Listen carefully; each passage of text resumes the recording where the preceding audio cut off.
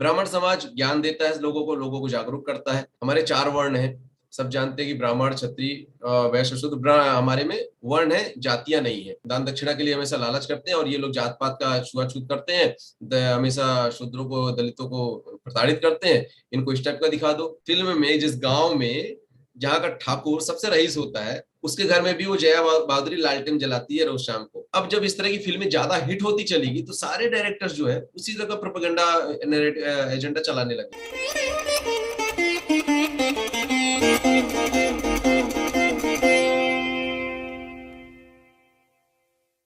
नमस्ते everyone, I welcome you to Sangam Talks. आज हमारे पास बहुत इंटरेस्टिंग स्पीकर हैं। इनफैक्ट टॉपिक बहुत इंटरेस्टिंग है, हिंदुस्तान का सनीमा।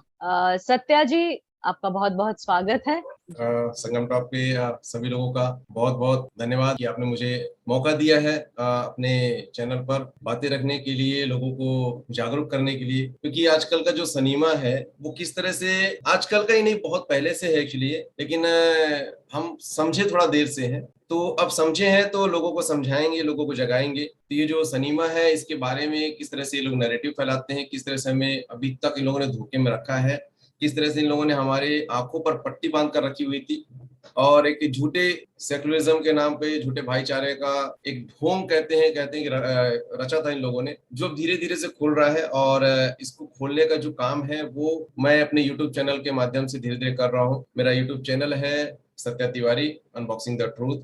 लेकिन जो हमारी राष्ट्रवादी विचारधारा है, जो हमारे अंदर का एक, मेरे अंदर का जो एक सत्या तिवारी है, जो हमेशा सत्य लोगों के सामने अपनी बातें बेखौफ रखता है, बेबाक रखता है, तो वो कहीं ना कहीं यूट्यूब के चैनल के माध्यम से निकल कर अब सामने आया है, जहां पर मैं अपनी बातों को, अपने विचारों को, और कुछ ऐसी सच्चाइयां हैं जो लोगों तक अभी तक सच में नहीं पहुंची हुई है। बहुत सारी ऐसी सच्चाई है जो धीरे धीरे निकल कर आ रही है सोशल मीडिया के थ्रू, इंटरनेट के थ्रू। तो सब अपने अपने माध्यम से लगे हुए हैं कुछ ना कुछ सच सामने लेके आने का। तो मैं भी एक ऐसा कुछ सच्चाई है जो लोगों तक नहीं पहुंची है, तो मैं भी पूछता हूँ, रिसर्च करता हूँ और लोगों तक पहुंचाने का काम कर रहा हूँ।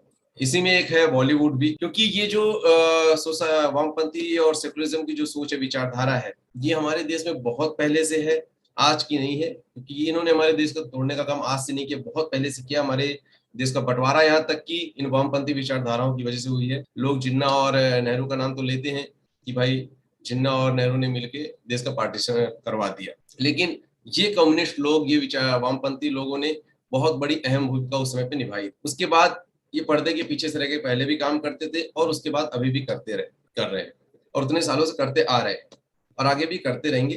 तो अब कैसा है कि अब इनका चेहरा जो है वो धीरे धीरे उजागर हो रहा है। ये लोग हर फील्ड में आपको मिलेंगे। आपको ये राजनीति में मिल जाएंगे, ये आपको फिल्म जगत में मिल जाएंगे, आपको ये खेल जगत में भी मिल जाएंगे, और यहाँ तक कि अब ये न्याय व्यवस्था में भी घुस चुके हैं। तो ये धीरे धीरे जो इनकी सोच है, जो इनका नैरेटिव है, ये बहुत ही सॉफ्ट तरीके से काम करता है। जब आप इनको समझने की कोशिश करेंगे तो बहुत ही गहराई में ये आपको बस, मतलब इतना आपको ये कर देते हैं कि आप इनकी नैरेटिव को बहुत जल्दी समझ नहीं पाते। ये बहुत ही सॉफ्ट तरीके से अपना खेल खेलते हैं। तो जब मैं सिनेमा की बात करता हूँ, जब मैं सिनेमा को एक्चुअली सच बोलूं तो मैं पहले पिक्चर को बहुत क्रेजी था, बहुत पिक्चरें देखा करता था, बहुत मूवीज देखता था। यहाँ तक कि अभी भी दूरदर्शन में जितने सीरियल्स पहले आते थे, मुझे अभी भी उनका टाइम, डे सब याद है, क्योंकि मैं बचपन से बहुत टीवी का बहुत शौकीन था। तो इतना सब कुछ उस समय पे मैं देखा, समझा। लेकिन आज जब मैं उस चीज को एनालाइज करता हूँ कि यार हमने क्या देखा और क्या सीखा, तो समझ में आता है कि हमने कितने धोखे खाए। तो आज उस चीजों को निकाल कर उस लोगों तक पहुंचा रहा हूं, ताकि अब आने वाली जनरेशन वो धोखा ना खाए जो हम खाएं। तो ये सारी चीजें अब निकल के आ रही हैं। अब स्टार्टिंग अगर मैं करूं तो हमारा जो बॉलीवुड है अभी इस समय का, वो पहले हमारा बॉलीवुड नहीं था। पहले था फिल्म जगत, भारतीय फिल्म जगत, जिसकी नींव रखी थी हमारे दादा साहब फाल्के साहब ने। सब उनको जानते हैं। आज भी हमारे फिल्म इंडस्ट्री का, भारतीय फिल्म इंडस्ट्री का सबसे बड़ा अगर पुरस्कार है तो दादा साहब फाल्के अवार्ड है। उन्होंने जब ये फिल्म जगत की शुरुआत की थी, तो उनकी जब आप फिल्म के नाम देखेंगे तो मैं आपको बता दूं कि उनकी जो जर्नी रही है, सबसे पहले उन्होंने राजा हरिश्चंद्र फिल्म बनाई थी, सबको पता है। उनके बाद उन्होंने कितनी फिल्में बनाई, अगर आप उनका नाम सिर्फ सुन लेंगे तो आप शॉक हो जाएंगे कि ये शुरुआत थी और आज हम क्या, मतलब वो कर रहे हैं, देख रहे हैं। उनकी पहली फिल्म थी राजा हरिश्चंद्र, सेकंड मोहिनी भस्मासुर, तीसरी सत्यवान सावित्री, फिर लंका दहन, कृष्ण जन्म, कलियामर्दन, बुद्ध देव, बालाजी नीलांबर, भक्त प्रहलाद, भक्त सुदामा, रुक्मणी हरण, रुक्मागंधा मोहिनी, द्रौपदी वस्त्रहरण, हनुमान जन्म, नल जयंती, भक्त दामाजी, परशुराम। ऐसे करके उन्होंने जितनी भी फिल्में बनाई है, जितने भी उन्होंने फिल्में बनाई, सब के सब जो है हमारे महापुरुष, हमारे महानायकों के ऊपर बनाई है। इसका कारण क्या है कि मैंने उनका जो विकिपीडिया पढ़ा, उनकी जो स्टोरी पढ़ी है, तो उन्होंने एक क्रिसमस के टाइम पे एक मूवी देखी थी अंग्रेजों की, उसमें अंग्रेजों का जमाना था, तो उन्होंने एक मूवी देखी जिसमें वो जीसस के बारे में दिखा रहे थे, और वहां से उनको ये क्लिक हुआ कि अगर ये अपने जीसस को दिखा सकते हैं तो हम अपने इस सिनेमा के थ्रू हम अपने रामकृष्ण को क्यों नहीं दिखा सकते, हम अपने महापुरुषों को क्यों नहीं दिखा सकते। और वहां से वो जर्नी उनकी स्टार्ट होती है फिल्म जगत के लिए। बाकी वो तो पहले बहुत कुछ कर चुके थे, बहुत बड़े कलाकार थे, तो वहां से उन्होंने अपना सब कुछ गिरवी रखा, और उनमें उनका जो साथ है उनकी धर्मपत्नी जी ने दिया, विदेश गए और सब कुछ सीख कर वहां से आए। उसके बाद इन सारी फिल्मों को उन्हें बनाया। वो उन्होंने अपनी सारी फिल्मों के थ्रू, सारी मूवीज के थ्रू हमारे महानायकों को, हमारे महापुरुषों को दिखाया। लेकिन जब 1947 के बाद देश आजाद होता है, अब यहाँ से शुरू होती है इन वामपंथियों की नैरेटिव की कहानी। हम तो अभी लगता है लोगों को कि यार बॉलीवुड अभी बिगड़ गया है। मैं आपको 1947 के बाद की बता रहा हूँ। 1947 के बाद जब बॉलीवुड में फिल्में आनी स्टार्ट हुई, तो आप देखिए कि ये जो भाग के आए यहाँ से पेशावर से, जो बंटवारे के समय पे, जिनको आज बहुत बड़े बड़े नाम है, जिनका कब्जा है एक तरह से बॉलीवुड पे, कपूर खानदान और खान गैंग। खान गैंग में आप समझ सकते हैं कि जो शाहरुख खान जी है, आज भी वो कहते हैं कि हमारे पिताजी तो पाकिस्तान पेशावर से थे, मैं पठान हूँ। तो ये लोग पेशावर से आए, और पेशावर से जो आए थे सबसे पहले कपूर खानदान का जो पृथ्वीराज कपूर की बात कर रहा हूँ, पृथ्वीराज कपूर, आप देखिए वो कौन सी फिल्म आके बनाते हैं यहाँ पर, मुगले आजम। सबसे पहले वो मुगले आजम बनाते हैं। मुगले आजम में क्या दिखाया जाता है, अकबर और सलीम की लड़ाई दिखाई जाती है। किसके लिए, अनारकली के लिए दिखाई जाती है। जबकि अनारकली के लिए लड़ाई बिल्कुल भी नहीं थी। रही होगी, इतिहासकार, वामपंथी इतिहासकार ने बहुत कुछ लिखा, लेकिन अगर रियल में आप जब जाके देखेंगे तो अकबर 50 साल का हो चुका था उसका शासनकाल, और वो गद्दी छोड़ने को तैयार नहीं था। सबसे एक नंबर का मतलब कहना कि मुगल में अगर हलकट राजा जिसको इन्होंने महान बनाया है तो वो अकबर था। तो वो गद्दी छोड़ने को तैयार नहीं, और अनारकली से उसके जो था तो था। तो ये लड़ाई इनकी जो है गद्दी के लिए हुई, क्योंकि मुगल हमेशा गद्दी के लिए ही मरते थे, इनकी लड़ाई। लेकिन अनारकली का प्रेम कहानी दिखा दी कि अनारकली के नाम पे उन्होंने लड़ाई सलीम ने इसे की थी। उसके बाद इन लोगों ने मुगलों का ये महिमा मंडल शुरू कर दिया। फिर पृथ्वीराज कपूर के जो बेटे राज कपूर जब एक्टर बनते हैं, जब वो फिल्म बनाना स्टार्ट करते हैं, तो उनकी एक फिल्म है आवारा, जिसमें उन्होंने एक पेशावर से आए हुए एक पठान की कहानी दिखाई थी। पठान की एक दिखाया था कि एक पठान बहुत अच्छा होता है जो दंगे के टाइम पर एक हिंदू के बच्चे को बचाता है, हिंदू औरत के बच्चे को बचाता है, हिंदू औरत को बचाता है, और उसके लिए अपने बेटे की कुर्बानी दे देता है। इस टाइप की कुछ स्टोरी उन्होंने दिखाई थी आवारा मूवी में। और इसी तरह की एक और मूवीज उन्होंने बनाई थी राज कपूर जी ने। तो इन्होंने पठान का महिमा मंडल उस समय पे किया था। अब ये पठान का महिमा मंडल क्यों किया था उस समय पे, क्योंकि जब बंटवारा हुआ था तो बंटवारे के समय पे पठान लोगों ने काफी अत्याचार किए थे, जिसके ऊपर मैंने एक वीडियो बनाया है पूरा डिटेल में, मेरे चैनल पे है। वो अगर आप लोग जब दर्शक आपके जाएंगे अगर मेरे चैनल पे तो देखेंगे, तो उसमें उनको पूरी विस्तार से वो बातें समझ में आ जाएंगी कि किस तरह से पठान लोगों ने हम पर अत्याचार किए थे और किस तरह से बॉलीवुड ने इन पठानों का महिमा मंडल किया है। तो मैं पूरा वहां पे उसके ऊपर नहीं जाऊंगा। तो इस तरह से राज कपूर जी ने वहां से फिर पठानों का ये महिमा मंडल किया। फिर एक मूवी बनी थी पठान के ऊपर, जंजीर, आपने देखा होगा, जिसमें प्राण जी ने शेर खान की भूमिका निभाई थी। और वो कैरेक्टर तो उनका एक तरह से अगर कहा जाए तो अमर है, क्योंकि उसमें एक डायलॉग है शेर खान का, प्राण बोलते हैं कि जब वो अमिताभ बच्चन की जमानत के लिए पैसे लेने जाते हैं लाला से, तो लाला कहता है कि आपको कुछ गिरवी रखना पड़ेगा। तो वो बोलते हैं कि शेर खान की एक मूंछ का बाल काफी है गिरवी रखने के लिए। तो वो बोलता है कि बस आपने इतनी बात बोल दी, आपकी ईमानदारी पे मुझे भरोसा है। और एक डायलॉग बोलता है प्राण की, शेर खान बेईमानी का काम भी करता है ईमानदारी से। भले ही बेईमानी का काम करता है लेकिन वो भी ईमानदारी से, मतलब जुआ खिलाता है, शराब पिलाता है, ये सब काम उसके लिए अच्छे हैं, वो ईमानदारी से करता है, तो मतलब बहुत अच्छे हैं। तो ये सब चीजें उस फिल्म में दिखाई जाती है कि पठान किस तरह से बेईमानी का काम भी ईमानदारी से करता है। तो इस तरह की फिल्में उन लोगों ने एक नैरेटिव करना स्टार्ट कर दिया कि पठान बहुत अच्छे होते हैं और जो एक तरह से मुगल होते हैं वो बहुत अच्छे होते हैं। ये स्टार्टिंग यहाँ से लोगों ने कर दी। अब ये तो अच्छा ठीक है, ये तो दिखा दिया, लेकिन अब हमारे हिंदू में हिंदू को कैसे बदनाम किया जाए, ये भी इनको ये एजेंडा सेट करना था। तो बहुत ही सॉफ्ट तरीके से, क्योंकि क्या होता है कि हमारे हिंदू सनातन धर्म में हमारे 4 वर्ण हैं। सब जानते हैं कि ब्राह्मण, क्षत्रिय, वैश्य, शूद्र। हमारे में वर्ण है, जातियां नहीं है। लेकिन क्या होता है कि ये लोग ने जाति तो नेताओं ने गढ़ना स्टार्ट कर दिया था, जाति वर्ण, लेकिन ये लोगों ने क्या किया, हमारे वर्णों को बदनाम करना स्टार्ट कर दिया। वर्ण को टारगेट किया। वर्ण को कैसे टारगेट किया कि ब्राह्मण समाज ज्ञान देता है लोगों को जागरूक करता है। अब लोगों को जागरूक करता है तो इसको इनको पहले तोड़ो। तो इनको क्या दिखाना है, इनको दिखा दो भाई ये लालची है, ये दान दक्षिणा के लिए हमेशा लालच करते हैं और ये लोग जात पात का छुआछूत करते हैं, हमेशा शूद्रों को, दलितों को प्रताड़ित करते हैं, इनको इस टाइप का दिखा दो। और जो वैश्य वर्ण है उनको दिखा दो कि तो लालची होते हैं, क्योंकि खाता भाई वो सारी चीज वही बनाते हैं, तो उनको लालची दिखा दो। तो एक बनाया था इन्होंने मदर इंडिया, जिसको नेशनल अवार्ड क्या क्या दुनिया भर का मिला है। अब उसमें लाला को पूरा इन्होंने करप्ट दिखा दिया और उस मूवीज को इतना पॉपुलेट किया कि आज भी उस लोग उस मूवी से मतलब वो करते हैं। अब इसको बनाने वाला कौन है? अब इसको बनाने वाला जब आप इसको देखेंगे, क्योंकि हमारे यहाँ के लोग क्या ना, मूवी जब पूरी देख लेते हैं, लेकिन जब लास्ट में क्रेडिट आता है ना, लास्ट में जब वो क्रेडिट चलता है, कोई नहीं देखता है, सब उठ के चले जाते हैं। 5 मिनट का क्रेडिट नहीं देते, तो उनको पता ही नहीं चलता कि बनाने वाला कौन है। जब बनाने वाला नहीं पता चलेगा तो उनकी विचारधारा पता नहीं चलेगी लोगों को। उस फिल्म को बनाने वाला तो महमूद भी जो है पाकिस्तान बंटवारे के समय इधर आए थे। अब उनका अभी भी आप अगर लोगो देखोगे, उनकी कंपनी का जब लोगो देखोगे, तो उनका लोगो जो है वो हंसिया और हथौड़े वाला कम्युनिस्ट निशान आपको मिलेगा उसमें। अब सोचिए, इनकी विचारधारा ये है। इन्होंने एक फिल्म बनाई थी गाइड फिल्म में भी इन्होंने देवानंद को दिखाया था कि वो तपस्वी बन जाता है, और वहां पे भी ब्राह्मणों का मजाक उड़ाते हुए दिखाया था। ब्राह्मण संस्कृत में श्लोक बोलते हैं और वो संस्कृत का मतलब नहीं बता पाता, तो वो इंग्लिश में उनको बोलता है कि आपको इंग्लिश नहीं आती तो मतलब कहाँ से बताओगे। इस तरह का मजाक ब्राह्मणों को उड़ाया जाता है। तो इस तरह से इन लोगों ने नैरेटिव बनाना स्टार्ट किया। वर्ण को जो है, हमारे वर्ण को, जो हमारे ब्राह्मण वर्ण, क्षत्रिय वर्ण, उनको भी करप्ट दिखाने लगा। क्षत्रियों को इन्होंने हमेशा डाकू के रूप में दिखा दिया, ये तो डाकू होते हैं, क्षत्रिय लोग होते हैं, जबकि हमारा इतिहास अलग है।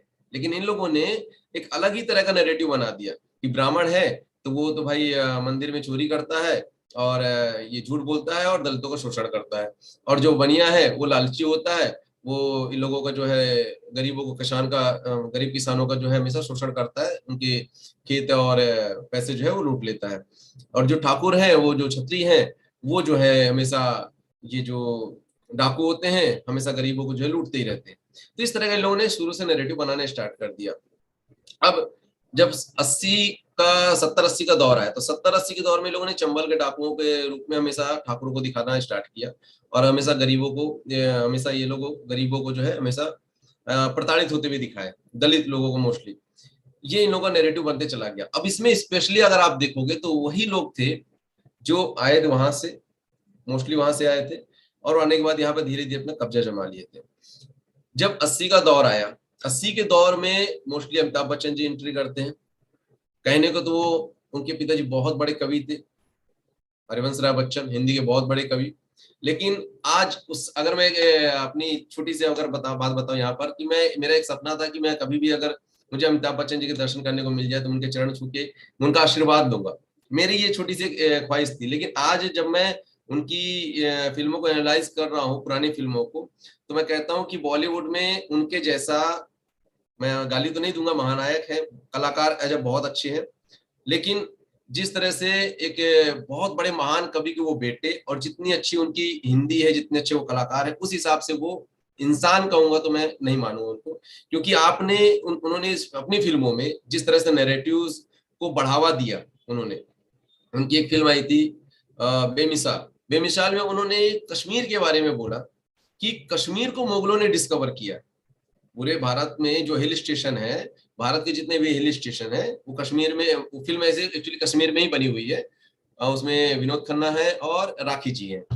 तो राखी जी और विनोद खन्ना और अमिताभ बच्चन तीनों दोस्त रहते हैं और तीनों घूमने जाते हैं कश्मीर।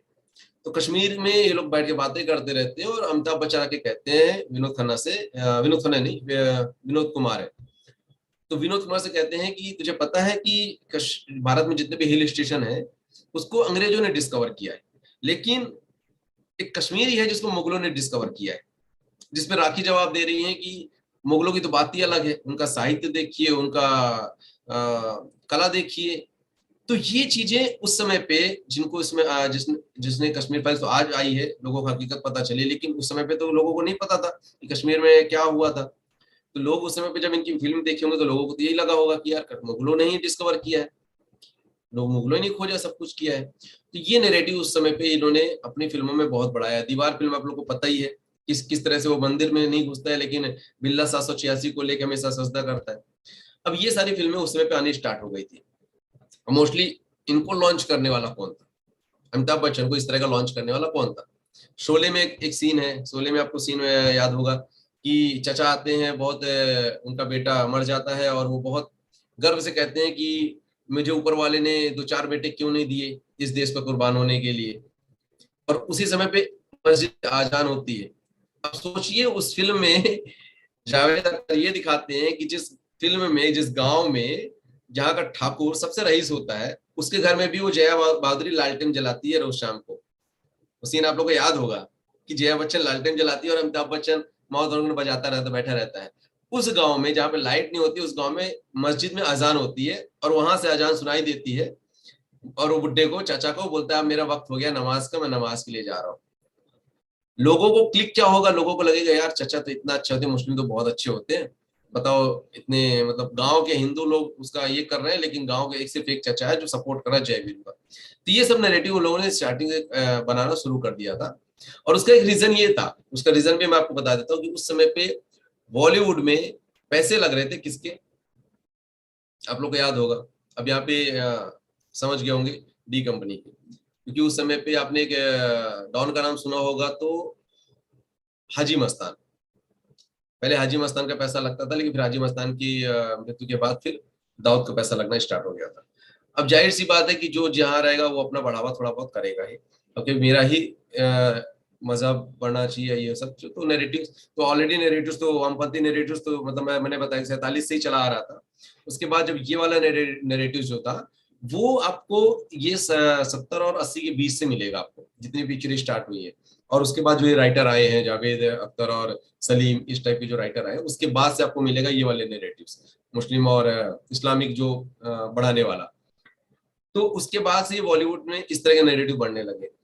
और फिर धीरे धीरे क्या हुआ कि उसका एक चलन होने लगा। हम हिंदू क्या हुआ, हम हिंदू ये सब चीजें समझ नहीं पाए। हिंदुओं को कैसा था, हिंदुओं को एंटरटेनमेंट मिल रहा था, एंटरटेनमेंट के नाम पर वो नैरेटिव्स को नहीं समझ पा रहे थे। सेकुलरिज्म के नाम पे भाईचारा चल रहा था दुनिया भर का, और ये बड़े प्यार से भाईचारा दिखा देते थे कि जो नमाज पढ़ता हुआ इंसान है वो बहुत बढ़िया है, और जो पूजा करता हुआ इंसान है वो जो है हमेशा करप्ट है। तो इस तरह का नैरेटिव बढ़ाते चले गए। अब जब इस तरह की फिल्में ज्यादा हिट होती चलेगी तो सारे डायरेक्टर्स जो है उसी तरह का प्रोपेगेंडा एजेंडा चलाने लगे। उनको लगता है कि यार इस तरह का हम दिखाएंगे तो हमारी फिल्में ज्यादा चलेंगी। क्या होता था कि थिएटर्स में मोस्टली एंटरटेनमेंट के नाम पे आज भी आप देखो तो टोपी वाले ज्यादा जाते हैं, अगर उनके टाइप की फिल्म बन जाए। आज आप देख लो कि पठान का एग्जाम्पल ले लो, तो पठान देखो कौन देखने के लिए गया, वही गए, क्योंकि स्पेशली उनके लिए फिल्म बनाई जाती है। ईद के दिन आ रहा है, देखिए सलमान खान की फिल्म का किसी का भाई किसी की जान, तो कहीं ना कहीं वो उनके लिए स्पेशली बनाई जाती है। तो उन लोगों को, जो हिंदू डायरेक्टर्स थे, उनको भी ऐसा लगा कि यार हम भी यही चीजें, यही नैरेटिव अपनाते हैं, हमारी मूवीज भी चलेंगी। तो वो करते करते ये पूरा सब लोगों ने यही चीज बॉलीवुड में चलाना स्टार्ट किया। अब ये हो गया है कि बॉलीवुड पूरा जितनी तरह से है वो पूरा सेकुलरिज्म में पूरा, मतलब कहते हैं ना कि कूद गया है उसके अंदर, वो सेकुलरिज्म का कीड़ा इस तरह से घुस गया है कि वो निकलने का नाम नहीं ले रहा है। वहां पे बॉलीवुड में आप जाओगे तो हर कोई है, हर जात के हैं, हर धर्म के, हर मजहब के हैं।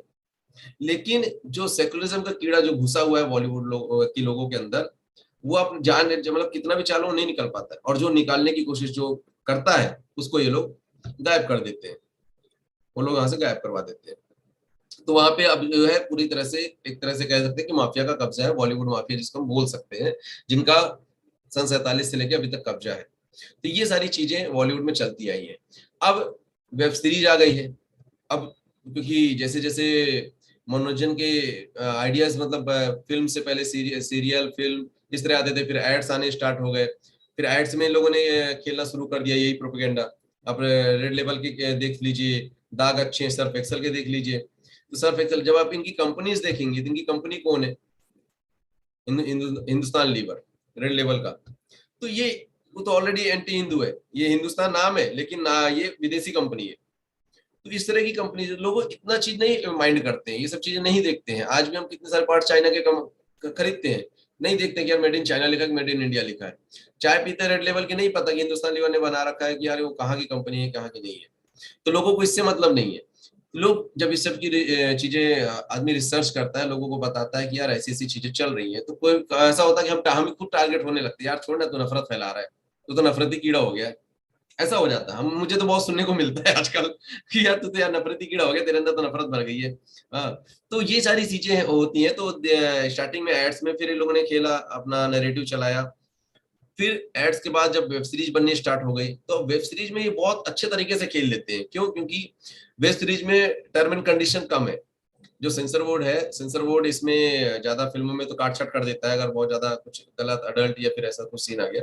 वेब सीरीज में ये सारी चीजें नहीं है। तो इसकी वजह से अब लोग क्या है कि लोग नॉर्मल लोकल लैंग्वेज जो हमारी रहती है, कि जैसे हम लोग रियल लाइफ में बातें करते हैं, खुल के बातें करते हैं, मुंह से कभी कभी गालियां भी निकलती हैं, गुस्से में निकलती हैं, या फिर ऐसे नॉर्मल बात करते के टोन में भी निकलती है, तो वो सब गालियां वालियां वहाँ पे फ्री है वेब सीरीज में। तो वो सारी चीजें वो लोगों ने आराम से वेब सीरीज में खेलना स्टार्ट कर दिया। जिससे फर्क क्या पड़ा था? आज की जो जनरेशन है वो वेब सीरीज देख के खुल्लम खुल्ला गलत चीजें देख रहा है, सीख रहा है। और उनका काम ही वही है कि आज की जनरेशन को वोक बना देना। आपकी जनरेशन को वोक बनाना, वो मतलब आप उसको नशे में ढकेल दो, उसको सेकुलरिज्म में ढकेल दो, ताकि वो आगे बढ़ नहीं पाए। तो इसका फायदा उठाता कौन है? इसका फायदा उठाता है बाहरी देश। ठीक है। बाहरी देश जो है वो चाहता, जानता है कि इंडिया जो है वो एक ऐसी कंट्री है जिसके, जो हमेशा विश्वगुरु रहा है और आगे भी चल के विश्वगुरु बनने का दम रखता है और बनेगा। ठीक है। तो अब एग्जाम्पल के तौर पे मैं वेब, फिलहाल इस बात पे आता हूँ, वेब सीरीज पे रहता हूँ। तो वेब सीरीज बहुत सारी आई है। आपने पाताल लोक देखा होगा कि किस तरह से इन्होंने कुतिया का नाम सावित्री रख दिया। तो सोचिए, हम जानवरों का नाम इस तरह से कभी नहीं रखते। हम गाय जो होती हैं उनका नाम भी रखते हैं तो बहुत अच्छे से रखते हैं। और कुत्ते बिल्ली का नाम तो कभी भी भगवान या देवी के नाम पर नहीं रखते, लेकिन उसमें कुतिया का नाम सावित्री रखा जाता है, जानबूझ के रखा जाता है, कंट्रोवर्सी खड़े करने के लिए। तांडव में किस तरह से ये लोग, तांडव सीरीज आई थी इसकी, सैफ अली खान की, और उसमें था मोहम्मद आयूब। अब मोहम्मद आयूब को अगर जानती होंगी तो मैं दर्शकों को बता दूं कि मोहम्मद आयूब का एक बार आप लोग सिर्फ चेक कर लीजिएगा इंटरनेट पे कि कौन है वो मोहम्मद आयूब। उसकी हर फिल्म में, हर फिल्म इस समय पे सब एंटी हिंदू बनती है। और सबसे बड़ा एंटी हिंदू का एग्जाम्पल अगर उसका आप देखना है तो सीएए के जब भी इन लोगों ने प्रोटेस्ट किया था सीएए शाहीन बाग में, ये एक चेहरा बन के उभरा था उस समय पे, सौरभ भास्कर और मोहम्मद आयूब। तो ये लोग जो है हमेशा अपने फिल्मों में एंटी हिंदू दिखाते हैं लोगों को, दिखाएंगे कि मुस्लिम को ये लोग कैसे प्रताड़ित करते हैं, मारते हैं। एक वेब सीरीज आई थी सीक्रेट गेम, उसमें कैसे एक आचार्य को दिखाया जाता है कि वो बहुत बड़ा प्लान करता है आचार्य, पूरे देश को बर्बाद करने की, और किस तरह से लोगों को गलत काम करता है अपने शिष्य लोगों के साथ में। तो इस तरह से वेब सीरीज में भी गलत दिखाया जाता है पूरा। अभी मतलब इसका तो ना मैं कितना नाम लूं कम है, एग्जाम्पल में तौर पे मैं आपको सिर्फ एक दो बता रहा हूँ। और एक है हमारे बॉलीवुड की, क्या नाम है उसका, एकता कपूर। एकता कपूर, ये इतना मतलब अडल्ट है पूरे फिल्म इंडस्ट्री में, इतनी मतलब उसकी सोच गंदी है। इसने वेब सीरीज में इतनी गंदगी परोस के रखी है। उसके पूरा ऐप चलता है ऑल्ड बालाजी। आप ऑल्ड बालाजी अगर आप ओपन करके देखेंगे तो बाप रे, उसमें इतनी गंदगी भरी पड़ी है जो हमारे यूथ को पूरी तरह से बर्बाद कर रही है, पूरी तरह से बर्बाद कर रही है। और उसमें जो उसके सीरीज बनाए जाते हैं वो पूरा ऐसा दिखाया जाता है कि मतलब पूरे हिंदू कल्चर के और हिंदू लोगों के मतलब पुराने जमाने के तरह का ये दिखाएंगे। अगर मैं खुल के बोलूँ तो भोग क्रिया जिसको बोला जाता है, संभोग करने का जो क्रिया है वो बहुत ही पुराने जमाने का दिखाया जाता है। इस तरह की गंदगी वो परोसती है। और सिर्फ इसने तो मान लो वेब सीरीज और एप्लीकेशन में इन्होंने गंदगी परोसी है। ये इससे पहले हमारे घरों को कैसे फोड़ा उसने, घरों को मैं ये बताना आपको भूल गया कि सीरियल के माध्यम से कैसे इन लोगों ने किया। तो सीरियल के माध्यम से घरों को फोड़ने का काम इसी ने किया था। कहानी घर घर की आप लोगों ने याद होगा। और कौन सा वो सीरियल था जिसमें वो तुलसी थी, वो आप लोगों को याद होगा, लेडीज है आप लोग, आपको तो ज्यादा याद होगा, आप लोगों ने भी देखा होगा। तो मैं सीरियल वो ज्यादा देखा नहीं हूँ, लेकिन मुझे याद है कि इसमें कैसे वो घर को दिखाया करता था कि मतलब पति पत्नी के झगड़े, देवरानी जेठानी के झगड़े, सास बहू के झगड़े, हमेशा कोई ना कोई प्लानिंग ही कर रहा है एक दूसरे को मारने की। और एक पत्नी का कनेक्शन दूसरे के पति के साथ में, उसका कनेक्शन दूसरी की पत्नी के साथ में, और एक ही घर में दिखा देता था कनेक्शन की भाई के कनेक्शन भाई की पत्नी के साथ में, इस टाइप के दिखाए जाते थे। तो इस टाइप के सीरियल्स बना बना के उसने पहले तो घर की औरतों को बिगाड़ा। फिर इसके बाद फिर सीरियल बनने लगे हमारे भगवान के। दूरदर्शन में आपको याद होगा तो दूरदर्शन के टाइम पे एक रामायण आया था, महाभारत, श्री कृष्णा और जय गंगा मैया, जय हनुमान, इस तरह के सीरियल्स आते थे पहले। वो भी रामानंद सागर जी ने ही बनाया था, और रामानंद सागर जी की जर्नी बहुत स्ट्रगल फुल रही हुई है। कभी मैं उस पर वीडियोस बनाऊंगा कि किस तरह से रामानंद सागर जी ने इस तरह ये सीरियल्स लाने के लिए कांग्रेस सरकार से कितनी फाइट की थी। कांग्रेस सरकार चाहती नहीं थी कि वो रामायण सीरियल्स आए दूरदर्शन पे। दूरदर्शन पे आप देखिए, याद होगा, सत्यम शिवम सुंदरम का लोगो भी हटा दिया था कांग्रेस ने। तो कांग्रेस तो चाहती नहीं थी कि रामायण आए, तो वो बहुत स्ट्रगल किए थे। वही एक ऐसे बंदे थे जिन्होंने ये सारे सीरियल्स रामानंद सागर लेकर आए थे। सिर्फ महाभारत जो था उनका नहीं था, बी आर चोपड़ा जी के महाभारत लाया था, और रामानंद सागर जी ने श्री कृष्णा, जय गंगा मैया और रामायण ये सब लेके आए थे। और उस लेकिन आज के इस टाइम पे एकता कपूर ने पूरे सीरियल का पूरा अलग ही रुख ही बदल दिया था उसने, इस तरह से उन्होंने। और अब उसके बाद जब भक्ति सीरियल्स बनाने का टाइम आया भी, लोगों ने बनाया भी, तो उसको बनाने वाले मोस्टली दूसरे मजहब के थे। अभी इस समय की बात बता रहा हूँ, आप इस समय पे एक सीरियल आता था सोनी टीवी पे, मैं आपको बता रहा हूँ कि एक दिन मैं ऐसा लगाया सोनी टीवी पे, तो एक सीरियल आ रहा था, रामायण का सीन चल रहा था। मैं एक्चुअली इस समय के जितने भी बनाए हुए सीरियल्स हैं मैं नहीं देखता हूँ। मैं लेकिन उस दिन लगाया तो सीरियस सीन चल रहा था, और वो सीन वो था, ताड़का वध चल रहा था, और राम जी और लक्ष्मण जी ताड़का से लड़ाई कर रहे हैं, और राम जी बाण छोड़ते हैं, ताड़का ऐसा मुंह से ऐसा ऐसा अग्नि छोड़ती है, और राम जी लक्ष्मण जी को धक्का देते हैं कि, और बोलते हैं कि लक्ष्मण भागो।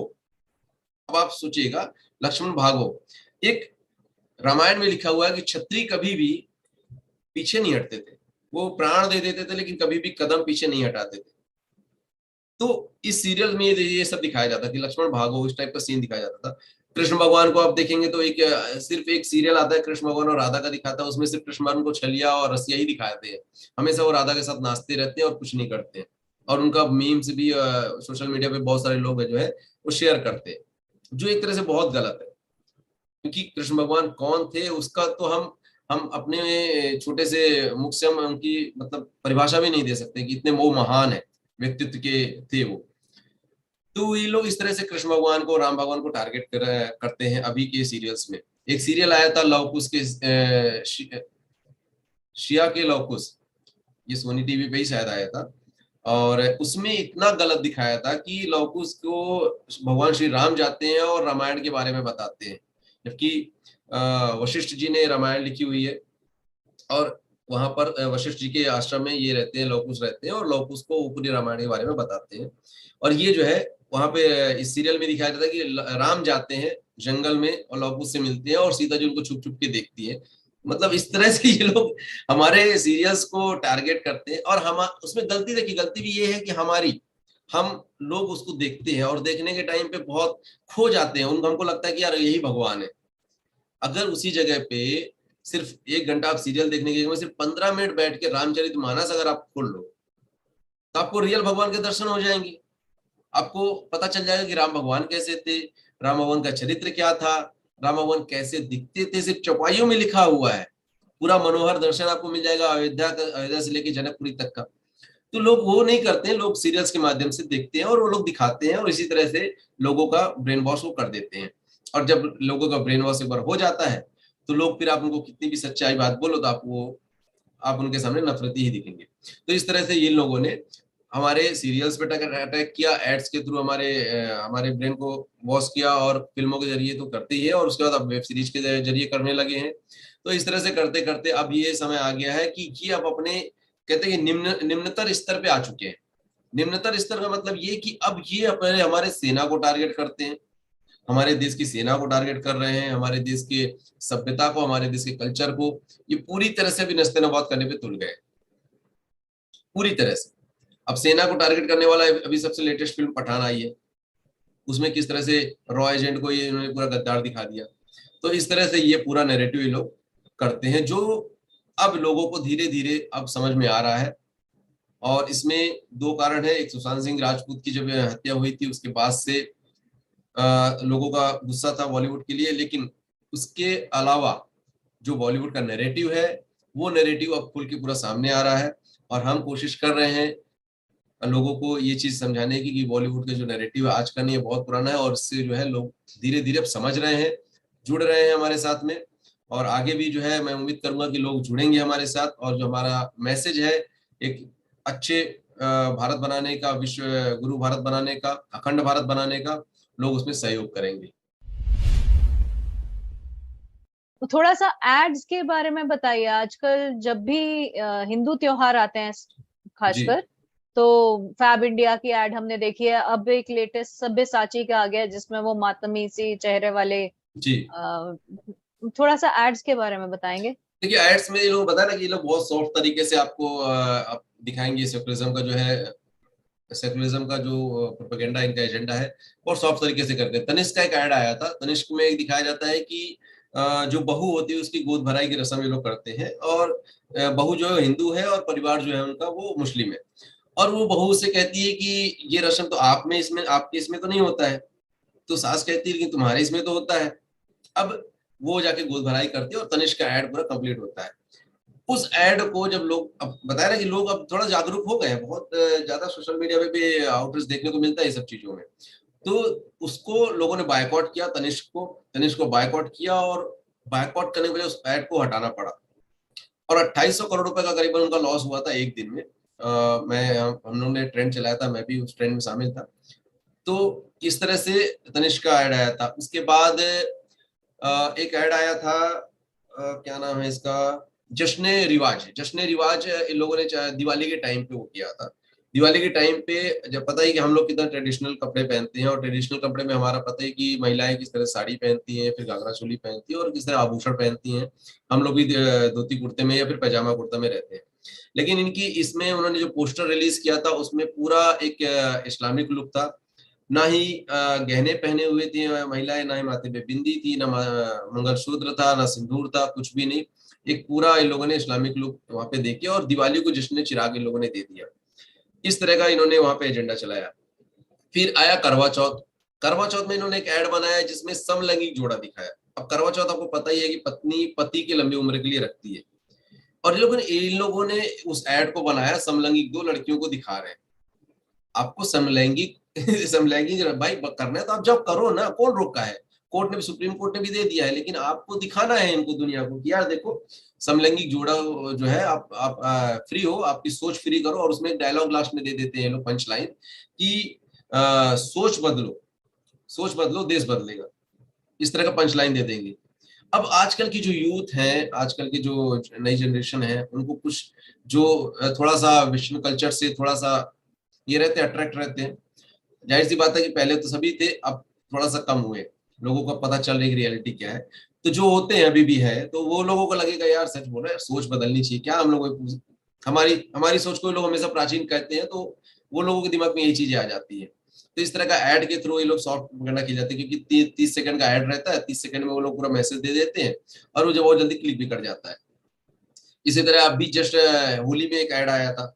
होली का ऐड तो फिलहाल ये लोग बहुत पुराने जमाने से खेलते चले आ रहे थे। दाग अच्छे हैं, दाग अच्छे में दिखाया जाता है कि एक लड़की है जो अपने एक मुस्लिम बच्चे को वो बुलाती है, आजा कोई कुछ नहीं करेगा, साइकिल बढ़ा के मस्जिद छोड़ के आती है। तो इस तरह का इन्होंने ये प्रोपेगेंडा इसमें चलाया है।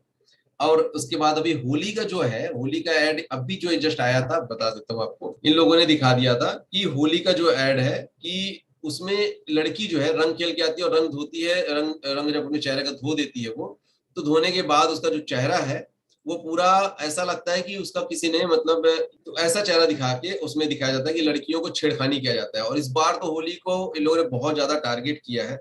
उसके ऊपर मैंने एक डेडिकेटेड वीडियोस बनाया है, देखा आपने? ये लड़की ने कलर धोया, अपने चेहरे से कलर हटाया और उसके चेहरे पे ये पूरा निशान यहाँ पे इनको दिख रहा है। मतलब ये बिना कहे बिना बोले इन्होंने एक मैसेज दे दिया कि लड़कियों के ऊपर हम लोग जबरदस्ती रंग लगाते हैं और जबरदस्ती रंग लगाने के बाद लड़कियों का इस तरह से हम शोषण कर देते हैं एक तरह से। मतलब हर तीसरी महिला होली में हैरेसमेंट होती है, इसलिए होली खेलना बंद कर दीजिए। तो इस तरह से ये लोग अपना प्रोपेगेंडा चलाते हैं कि आप होली खेलना बंद कर दीजिए, दिवाली में आप पटाखे फोड़ना बंद कर दी। दिवाली का आपको याद होगा टायर का ऐड आया था, आमिर खान ने किया था।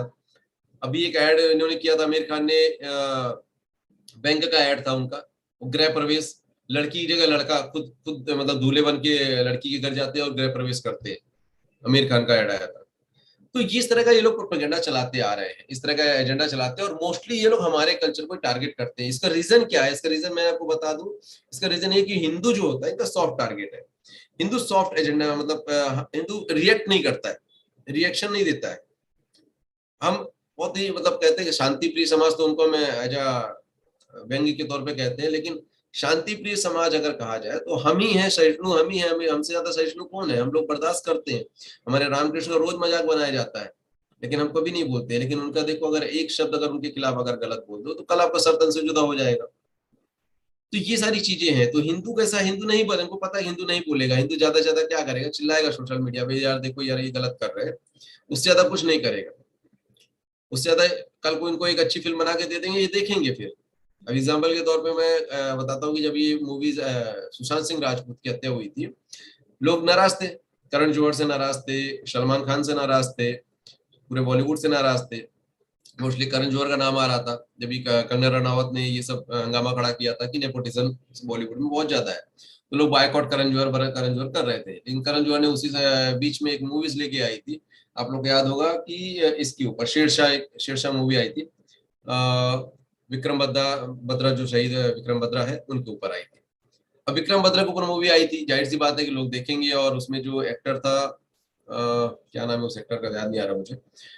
वो मूवीज बहुत अच्छी थी। शेरशाह मूवी विक्रम बद्रा के ऊपर से थी, वो मूवी अच्छी थी और लोगों ने मूवी देखा, मैंने भी देखा वो मूवी। अच्छा, एक मूवी अच्छी बना दिया, अब लोगों को ये नहीं पता कि वो मूवी किसकी है। वो मूवी करण जौहर की बनाई, उसका पैसे लगे हुए, तो तुम क्या किए बॉयकॉट करके? तो कुछ फर्क पड़ा उसको? नहीं पड़ा उसको फर्क। तुमने एक फिल्म उसकी फ्लॉप करवाई, दूसरी फिल्म में वो कमा लिया। वो बिजनेसमैन लोग हैं, उनको दिमाग है। अगर आपको अपने कल्चर को बचाना है, अगर आपको अपनी संस्कृति बचाना है, तो अगर आपको अपने धर्म को बचाना है, तो आपको पूरा बायकॉट करना पड़ेगा। और सिर्फ बायकॉट नहीं करना पड़ेगा, आपको सरकार के ऊपर प्रेशर बनाना पड़ेगा कि आप इस तरह के एड्स बनने बंद होने चाहिए, इस तरह की मूवीज बननी बंद होनी चाहिए। हम भाई बहुत बर्दाश्त नहीं करेंगे। जिस तरह से उनके अंदर, उनके में ईश निंदा का कानून है, उस तरह से हमारे में भी देव निंदा कानून बनना चाहिए। और इसका ये तभी होगा जब हम आगे बढ़ के सरकार के सामने प्रस्ताव रखेंगे। सरकार कुछ नहीं करेगी। सरकार तो मतलब एक तरह से अगर मैं कहूँ कि आज की सरकार, वर्तमान सरकार तो इंतजार में बैठी है कि हिंदू कम से कम उठ के आए और मेरे से बोले कि सरकार ये कानून बनाइए, हम बनाने के लिए तैयार है। हम आगे नहीं बढ़ पा रहे। तो अब जो है हमें आगे बढ़ के आना पड़ेगा और इस तरह के ऐड बनाने बंद होने चाहिए, इस तरह की जो है मूवीज बननी बंद होनी चाहिए, इस तरह की जो है सीरीज में बननी बंद होनी चाहिए। अगर आप साउथ वाले को देखोगे तो किस तरह से हमारे कल्चर को प्रमोट कर रहे हैं। अब साउथ वालों को बुलाकर मोदी जी अपने ऑफिस में सम्मानित किए, ऋषभ शेट्टी ने कंतारा बनाई, ऋषभ शेट्टी से मोदी जी खुद जाके मिले। ये एक क्लिक बेट है कि आप देखो आपने अच्छी मूवी बनाई, प्रधानमंत्री खुद बुला के उनसे मिल रहे हैं, उनको सम्मानित कर रहे हैं। इसका मतलब है कि और लोग भी बनाएंगे अच्छी चीजें तो प्रधानमंत्री उसको बुला के सम्मानित करेंगे। तो ये सारी चीजें हैं सोनम जी। और भी जो अपने सवाल रखना चाहे तो जी। आपने कहा कि हमें स्वयं आना पड़ेगा, सरकार से कहना पड़ेगा जी। इसके लिए कैसे पहल हो सकती है? देखिए क्या होता है, आजकल सोशल मीडिया का जमाना है। पहले कैसे राजा महाराजा तलवार की भाषा लड़ते थे, तलवार से लड़ते थे, और आजकल लोग सोशल मीडिया पे लड़ते हैं। जैसे मैंने आपको बताया तनिष्क का ऐड आया था, तनिष्क के ऐड में लोगों ने ट्रेंड चलाया बाइकआउट तनिष्क। एक दिन में उसको ऐड हटाना पड़ा, उसका 2800 करोड़ रुपए का नुकसान हो गया। ठीक है। एक दिन में जो जश्न रिवाज का उसने चलाया था, उसका मान्यवर का शायद था वो, उसको नुकसान हुआ, उसको जो बाइकआउट किया लोगों ने। इसी तरह से जब क्या नाम है, बैंक वाला था, मनी इसका था, सब होली वाले में चला था सबको, तो बाइकआउट हम लोग चलाते हैं ट्रेंड। तो ट्रेंड चलता है। अगर 1000 उस हैशटैग के साथ में अगर वो लोगों ने ट्वीट कर दिया तो वो एक ट्रेंडिंग में आ जाता है। तो इस तरह से वो ट्रेंड बन जाता है। कहते हैं कि यार आज तो ये मुद्दा जो है ट्रेंड चल रहा है। तो होता है कि जब आप ट्विटर पर जाते हो, ट्विटर पे हैशटैग करके लिखते हो, या हैशटैग बायकॉट बॉलीवुड, तो हैशटैग बॉलीवुड के लिख कर लोग 1000 के ऊपर अगर लोग ट्वीट कर देते तो वो आज का ट्रेंडिंग मुद्दा बन जाता है और लोग बायकॉट करने लगते हैं। इसी तरह से जब अगर कोई चीज लोगों को अपनी सरकार के सामने रखनी होती है तो वो हैशटैग के साथ में वो ट्रेंड चलाया जाता है। तो जब अगर आपको कोई कानून बनाना है, कोई कानून के लिए अगर आपको ये करना है, तो उसके लिए सरकार के पास जो है इस तरह से हैशटैग चला के किया जा सकता है, कि वो मुद्दा उठाया जा सकता है कि ऐसे मुद्दे जो है ये होना चाहिए। ऐसे इसके ऊपर क्या बोलते हैं, बॉलीवुड के ऊपर एक लगाम लगनी चाहिए। उनका जो सेंसर बोर्ड है उसके पास जो है नियम जो है वो बड़े ज्यादा होने चाहिए, पावर ज्यादा होने चाहिए। इस तरह की कोई भी चीजें जो है अगर आती है जो हर्ट करती है, एक तरह से तो फिलहाल कानून भी है कि आजकल की अगर आपकी भावनाएं आहत होती हैं तो आप ऑनलाइन आप कंप्लेन भी कर सकते हो। तो इस तरह से आप वहां पे डाल सकते हो कि भाई ये मूवी आ रही है और इससे मेरी भावनाएं आहत हो रही है और इस पे कृपया संज्ञान लीजिए। इस तरह के सोशल मीडिया पे आप अपने उसको हथियार बनाइए। मोस्टली लोगों क्या कहते हैं, लोग छोड़ो यार हमको क्या करना है, नहीं देखेंगे, बात खत्म हो गई ना। लोग ऐसा कर देते हैं, इग्नोर कर देते हैं, हमको नहीं पसंद है नहीं देखेंगे, छोड़ो हटाओ। तो उससे नहीं होता। अगर आप इस देश की तरक्की चाहते हैं, इसे एक अखंड भारत बनाना चाहते हैं और अपने आने वाली जनरेशन को इस गंदगी से साफ करना चाहते हैं, बचाना चाहते हैं। मैं रियल बताता हूँ, मैं अपने घर पे मैंने टीवी हटा दी। मैंने करीबन 1 साल हो गया मैंने घर से टीवी हटा दी। बच्चों को मोबाइल में अगर कुछ देखना रहता है, कुछ कार्टून्स देखने रहते हैं, तो ठीक है बेटा हम लगा के दे देते हैं, ये कार्टून्स है, आप छत्रपति शिवाजी महाराज का कार्टून देख लो। कार्टून ही आपको देखना है ना, आप देख लो। महाराणा प्रताप का कार्टून देख लो, झांसी की रानी का कार्टून देख लो, हमारे जो वीर महापुरुष हैं उनकी जीवनी देख लो। तो वो कार्टून के तौर पर ऑलरेडी 3D एनिमेशन मिल जाता है, आप उनको दिखा देते हैं। मैं छोटे मेरे बच्चे हैं घर पे, मैं उनको दिखा देता हूँ। उसके अलावा घर पर आप जो सीरियल्स में, आप जो मूवीज में आप समय वेस्ट करते हो, आपको अगर रामकृष्ण भगवान भगवान रामकृष्ण को देखना है, सॉरी भगवान राम को अगर देखना है, भगवान श्री कृष्ण के बारे में जानना है, भगवान श्री कृष्ण के बारे में जानना है, तो आप भगवत गीता उठा के पढ़ लीजिए। आप महाभारत उठा के पढ़ लीजिए। अगर भगवान राम को अगर आपको देखना है, उनको जानना है, उनको देखने का मन हो रहा है, तो आप ज्यादा नहीं सिर्फ 15-20 मिनट बैठ के सिर्फ 5 चौपाई 5 दोहा तक आप पढ़ लीजिए। एक दोहा आने तक 5 चौपाइयां रहती हैं, 5 चौपाई 1 दोहा, ये सीरियल चलता है। आप सिर्फ 5 दोहा पढ़िए। 5 दोहा में 5 को 20 चौपाई आएंगी, 5 दोहा आएगा, 15 मिनट में खत्म हो जाता है। 15 मिनट में आपको भगवान राम के, माता सीता के, लक्ष्मण के दर्शन हो जाएंगे। तो आप एक नियम बना के चल सकते हो। इस तरह से आप जो है मतलब आप अपने कल्चर को, अपनी सभ्यता को अपने अंदर ढाल सकते हो। कोशिश एक स्टार्टिंग, मैं अभी यही करता हूँ। हर सैटरडे को, रोज टाइम नहीं मिल पाता तो हर सैटरडे को कोशिश करता हूँ कि करीबन एटलीस्ट 10 दोहे बैठ के पूरे परिवार के साथ बैठ के उनको अपने भगवान राम के दर्शन करवा देता हूँ। मेरी कोशिश ऐसी रहती है। तो सनम जी, ऐसे करके हम अपने कल्चर को, अपनी सभ्यता को, अपनी संस्कृति को आगे बढ़ा सकते हैं। और सरकार से ये रिक्वेस्ट हमेशा कंटिन्यूस करते रहना पड़ेगा कि इस तरह की जो है दबाव सेंसर बोर्ड पे आप बनाए। इस तरह की मूवीज हमारी भावनाओं को आहत करते हैं, ये हमारी जो है संस्कृति नहीं है, हमारा कल्चर नहीं है। इस तरह के लोगों पर कार्रवाई होनी चाहिए। सोशल मीडिया पे जाके अपने हथियारों का, अपने अधिकारों का, अपने मौलिक अधिकारों का आप उपयोग कर सकते हो, जैसे हम वीडियोस के माध्यम से करते हैं। अभी मैं जैसे बता रहा हूँ कि जब ये आया था लव कुश के सियाराम आए थे, जब उसमें इस तरह के गलत सीन दिखाए जा रहे थे, तो मैं स्क्रीनशॉट उसके निकाल निकाल के सोशल मीडिया पे डाल रहा था। और उसके बाद बहुत लोगों ने उस सब चीज को फिर ऑब्जर्व किया, बहुत लोगों ने उसके ऊपर कंप्लेन की, और वो फिर वो बंद हो गया वो सीरियल। ऐसे ही एक सीरियल आता था, और भी ऐसे सीरियल्स आते थे जिसमें हम लोगों ने मतलब कंप्लेन किए थे। अभी मुझे बहुत सारे इंस्टाग्राम पे लोग टैग करते हैं कि ये इस सीरीज में ऐसा आया है, इसके बारे में लोग बताते, तो मैं उसके ऊपर शॉर्ट वीडियोस बना देता हूँ कि यार ये चीजें गलत दिखाई जा रही है। तो उस वो कहीं ना कहीं वीडियोस फिर आगे लोगों तक पहुंचती है और लोग उसको देखना बंद कर देते हैं। अगर उसको देखना भी बंद कर दिया एक तरह से तो भी उनको लॉस होता है, नहीं देखेंगे तो उनका पैसा नहीं बनेगा, नहीं बनेगा तो खुद ये करके कहीं ना कहीं फिर थोड़ा सही रास्ते पे आएंगे। तो कोशिश तो करनी पड़ेगी, लड़ाई लंबी है, शॉर्टकट में नहीं होने वाली है। 75 सालों का एक कहते हैं ना कि 75 सालों की ये है कोड है एक तरह से, वो जल्दी जल्दी खत्म नहीं होने वाला है, धीरे धीरे खत्म होगा। लेकिन हमको इसके लिए आगे बढ़ना पड़ेगा।